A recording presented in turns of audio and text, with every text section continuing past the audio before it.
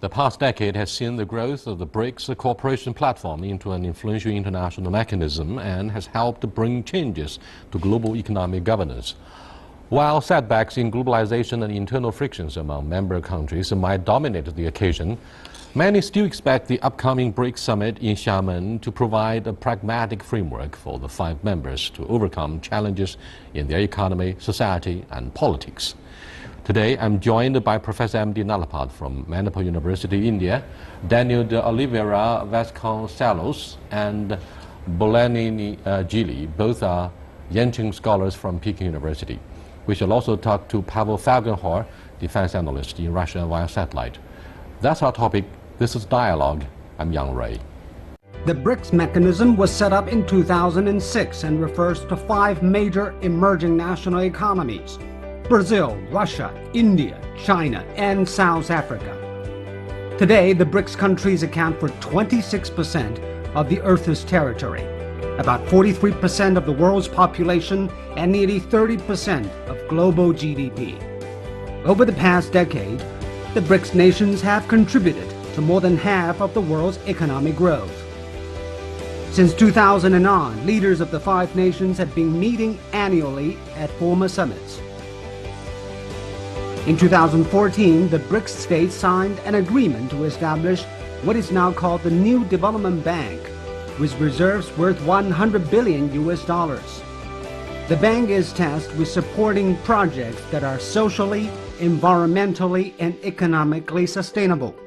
In 2016, BRICS agreed to strengthen joint security efforts and issued a joint statement condemning terrorism.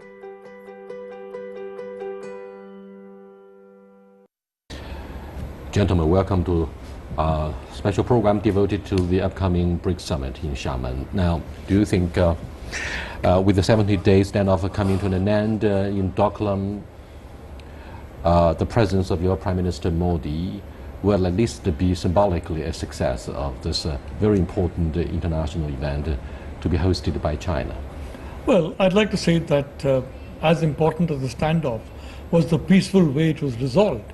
And I'd like to point out that, even during this period of what we called very high tension, there was never any shot fired between the Indian and the Chinese forces. In fact, not at all.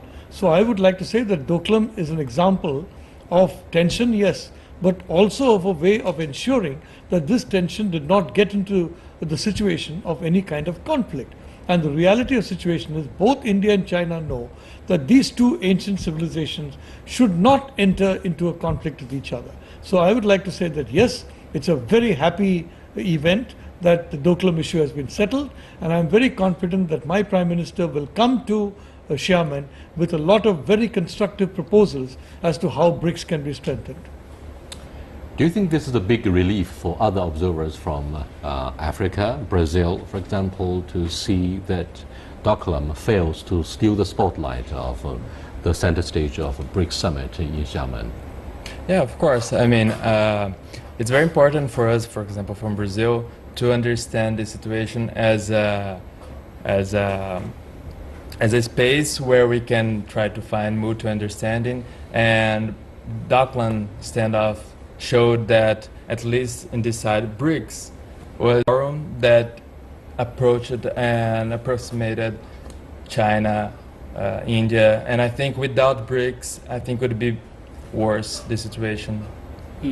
As what the professor somewhat stressed was the fact that this particular episode or incident, or what some might even call tension, actively does provide not necessarily an opportunity to recognize tension, but more than anything, an opportunity for cooperation. And so going forward, we recognize that there can be cooperation within the BRIC nations, and that this kind of form of cooperation can also set example for the future for potential conflict, but more than anything, resolution. There's no question about this representation. For example, China is the 2nd biggest economy, India is fast catching up, and the most populous democracy. So in many ways, these 2 giants in Asia represent the dynamics of the world economy and perhaps the prospects of a new world economic and political order. However, by the end of the day, we would ask ourselves whether these 5 member states of BRICS are able to represent all of the other catch-up economies. I would like to start with Brazil. Yeah, I think BRICS has an important stake here in global affairs because they are all countries that had a historical path of, I don't know, except for Russia, but a path of colonialism that affect our countries. And we have a message to the world, I guess. And if countries agree with us, I guess we can be the voice of these developed nations. Let me go to Pavel Fagenhor for his insightful analysis about the prospects and dynamics, if any, of BRICS. Pavel, there's a popular assumption here that President Putin has actually played a pivotal role in cementing the solidarity, if any, of the BRICS member states. Ever since the annexation of Crimea, and after Russia was kicked out of G8. So do you believe it is the vision of your president who has proactively helped bring these major economies together to address issues about developing countries, or what we call the South-South cooperation? Well, yes, Moscow very much would want to kind of strengthen the BRICS bloc into a bloc, kind of an anti-NATO something that could oppose or counterbalance, I would say, the West and the United States. Of course, the problem is that the other members of BRICS are not very keen on that. And of course, the economic agenda that China is promoting. China is right now the champion of free trade in the world. And many BRICS nations will, of course, support that. But Russia, most likely not very much, because we're in the process of import replacement, as we call it, which is more kind of protectionist. So that's a big problem, that BRICS is so kind of diverse that it acting on... Of course, there's going to be a wonderful summit. They'll sign declarations. But actually acting all together, it's very hard because there is no common denominator, I would say. Well, our friend from South Africa, Yeah. the size of the Chinese economy is even bigger than the rest combined within the framework of BRICS. Does it mean that China is ready to assume the leadership for the next stage of globalization during the absence of the United States? And secondly, do you think the rest of the world stands ready to accept China's, its proactive role in advancing the agenda of globalization? Yeah, I think this is a centripetal and central particular question when we think about global from the much from the obvious that, you know, with the petulant president thus far in the U.S., it has created somewhat of almost unstable or potentially less stable geopolitical from the arena. I would definitely from that say with the advance of China's prodigious economy, it does give it an opportunity to lead. But that kind of from that leadership must also look into itself and create necessarily room to acknowledge the more unique realities of other BRIC formed nations. So it is going to be leadership, but it's going to be leadership that comes with others rather than letting others sit behind the table. It should be leadership with everybody at the table. Professor Nalapati, there's obviously no question about an opportunity on the table or on the doorstep of China for us to kind of assume some sort of a leadership. However, what does it take to make a qualified world leader? Not absolutely or necessarily at the cost of the U.S. retreat, quote unquote. American elites and the establishment of the United States refuse to beat a retreat from the center stage. Well, I'd like to point out that if China follows Chinese characteristics, it's going to be very successful. Now, you have followed policy with Chinese characteristics, and you've done an amazing job of reducing poverty. India has done the second best job after China of reducing hundreds of millions of people, removing them from poverty. So what I mean to say, new institutions that have been set up under BRICS and the Asian Infrastructure Bank, China has not given for itself the kind of powers which the United States gave to itself in the Bretton Woods conference regarding the World Bank, and the United States and Europe gave the IMF. There's been a much fairer distribution of power in these agencies. That is the Chinese way. I would not like to see China follow the Western way of trying to use, for example, dominance, or trying to use, for example, force.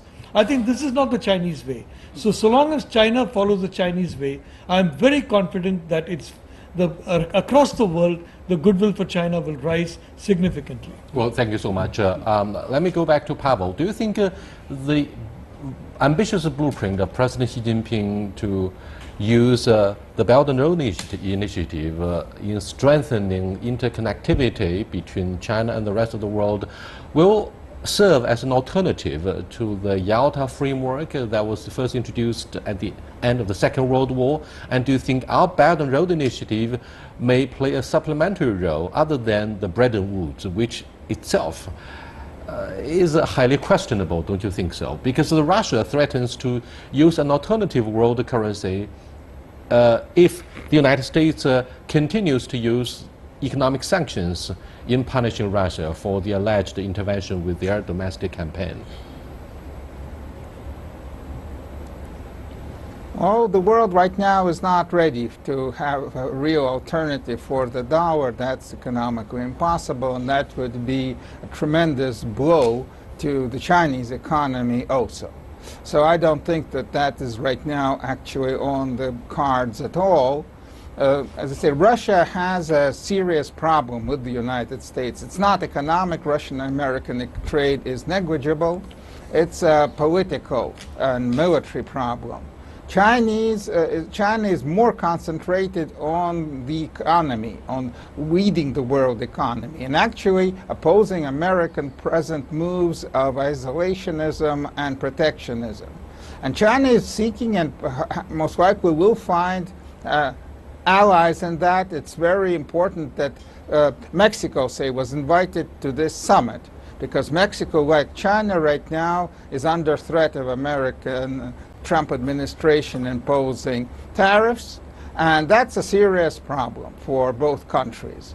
For say, India, that is not a problem. So that means that the Brics framework and even the summit may be used for very important bilateral, trilateral alliances, kind of alliances of convenience, because the differences between different countries of the third world are big. But that doesn't mean they can't act together on different kind of issues and maybe even act efficiently. But for that, they need a very kind of live connection. It should be fluid and well changing from issue to issue. And Brics, and especially Brics Plus, could give that framework. With the strong and robust rise of in the consumption of shale gas, maybe Saudi Arabia, along with Russia, would be the first in the forefront, proactively seeking the use of an alternative reserve currency other than the US dollar in settling major energy transactions throughout the world. Venezuela is no exception. It's yet another oil-rich country. Having said this, the internationalization of RMB has remarkably slowed down, despite the inclusion of our currency in the basket of special drawing rights of the International Monetary Fund. Having said this, do you think the rest of the world would really look at the use of a euro, Japanese yen, the British sterling, as well as RMB as very convincing alternative reserve currencies to somehow dilute our dependence on US dollar, which was separated from the gold standard in the early 1970s? And many would argue from then on, the US dollar has actually lost its importance as the only major world reserve currency. What do you make of this? Yeah, I think to me that this kind of question is a symptom to some of the larger questions that we actually have in terms of how will global leadership look like going into the, later on to the 21st century. Meaning that really what we're concerned with is, at this advent, is obviously that we're looking for opportunities that will ensure that everybody can participate formula equally and formula effectively. And so obviously with the dilution of the US formula dollar and the greater formula importance RMB will place greater, really stress greater formula opportunities for everybody to participate further. That's including the euro, that's including the Japanese yen and so forth. And it's saying something to my earlier point about looking for collective formulated solutions that ensure that everybody is participating more effectively in the global arena. The problem of the previous formulated regimes was not that the fact that the US or the West was participating, it was the fact that they were exclusively participating at the expense of others. And so in some way, what we're really talking about is ensuring that whatever solutions that come into the future is that they're inclusive solutions, solutions that will bring everybody up and not necessarily everybody or some up and then everybody down. Now, consider that Latin America's largest economy, Daniel, Brazil, is still reeling from a recession that has left roughly 14 million people jobless, and the country is seeing some serious corruption scandals of its presidents in plural form. Will political uncertainty stop Brazilian President Temer from going forward with his ambitious economic agenda? Yeah, that's the main issue in Brazil, I guess, right now, because, well, one part of the story are the economic bad choices that we made from the past years, and the other part of the story is the current political crisis that we're having in Brazil. And I think it's a kind of a standoff as well, that we don't have the parties, different parties, talking and dialoguing to each other, which is making the economy really slowly and not getting back to its track. So I think that Michel Temer now is trying to get an agenda of economic reform that is basically in austerity measures. And I believe that's not the way that we should do compared to, for example, impact negatively to, for example, the social welfare and unemployment, as you just said. So maybe in the short term, we won't see the economy reestablishing itself in Brazil, but maybe in 10 years or so. Despite the skeptical gaze of a global audience, China is of course very happy hosting this upcoming BRICS summit in Xiamen. But whether this bloc, as Pavel Fogelhorn said wisely, is relevant, that's one of the big questions we're going to discuss after we come back. Stay with us, please.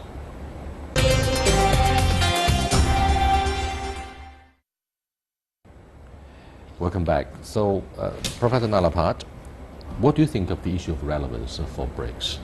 Well, I'd like to point out that nearly half the population of the world is going to meet in Xiamen in the person of their leaders.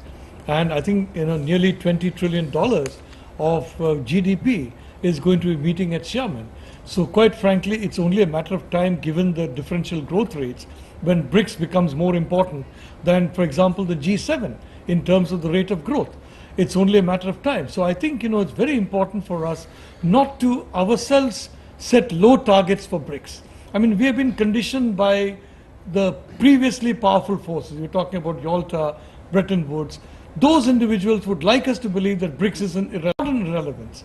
And in my view, the leaders should go for major changes. For example, to think in terms of visa-free access to BRICS countries. Think in terms of allowing every BRICS currency to be freely convertible in every BRICS country. So if we go in for this kind of major changes and major policy changes, it creates, frankly, its own dynamic. You cannot rely on the existing dynamic. You have to change that. You need to take big leaps. And I would say on the question of visa relaxation, on the question of allowing each other's currency to be freely exchangeable in each other's country, these are big steps that can transform BRICS. Pavel, the success or importance of a G7 is actually based on their ability to share the same values and perhaps a lot of similarity of their own culture in the West. However, we'll take a second look at the relevance of BRICS 5 member countries of this bloc, you feel a little bit confused, if not puzzled, as to whether the diversity of their values and political institutions would help cement their solidarity, will feature the prominence of this bloc. What do you think? Well, the diversity is there, that's a fact, but diversity can actually be used as a strength of BRICS, and but it requires very adaptive behavior, to adapt to a quickly changing world, to find ways of finding mutual interest, of promoting mutual interest, because the G7, yes, they have a common denominator. They have demonstrated their capability to do so, to work together. BRICS has to do that, and maybe would, but it has to be very adaptive. Thank you so much, Pavel, for being with us. Yes. Daniel, what do you think of the resilience of BRICS compared with the G7 in the context of whether we are able to share the same values, same belief, or political institutions? Of course, here is the issue of diversity, but will that be a curse or a blessing? I think it's worth remembering that the BRICS, with the full BRICS with South Africa, it has only 6 years, and if you think about what BRICS has accomplished so far, it's a lot, in my point of view, because it's not only the new developed bank, but also more than 30 areas of political coordination.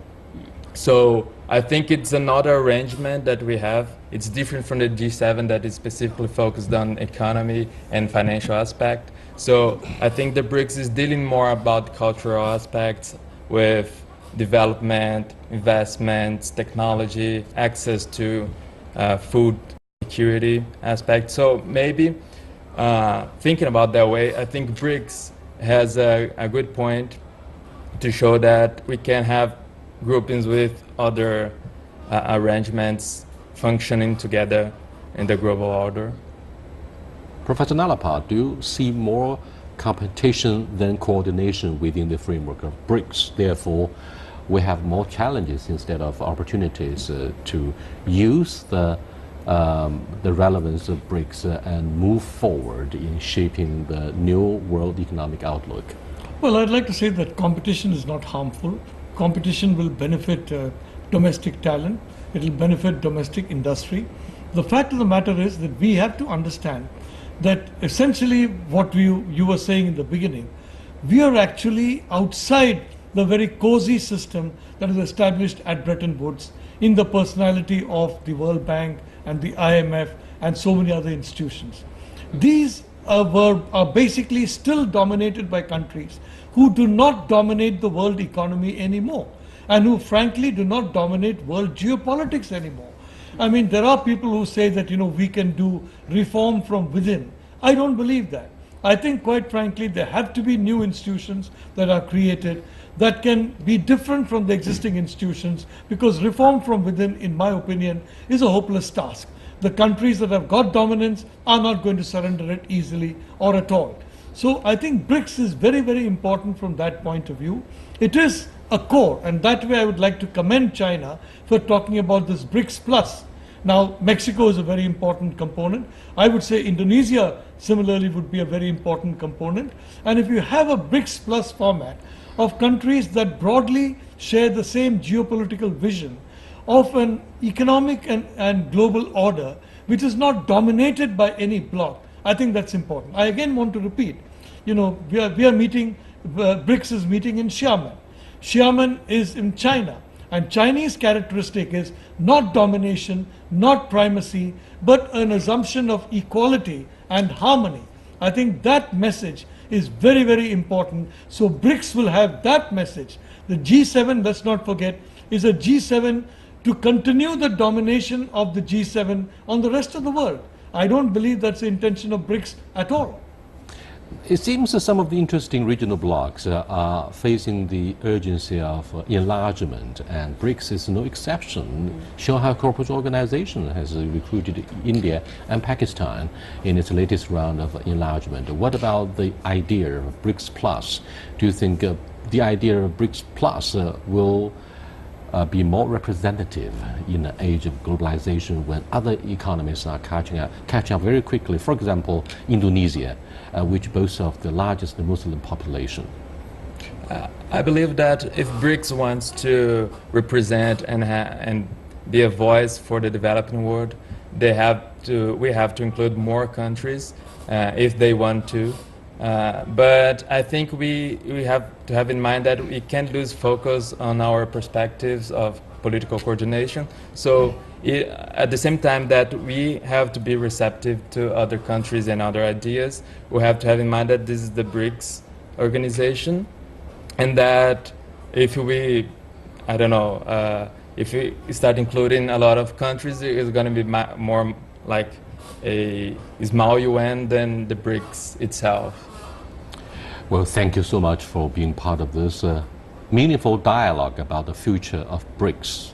Xiamen, the host city of BRICS, is actually known for being the home of some of the Chinese biggest piano players, and therefore Peter Tchaikovsky's music contests were held many times in this special city, and music is one of the universal languages that could cement different economies despite the cultural diversity.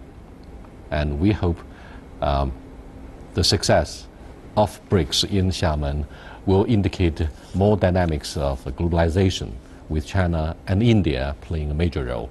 I'll see you next time. Goodbye.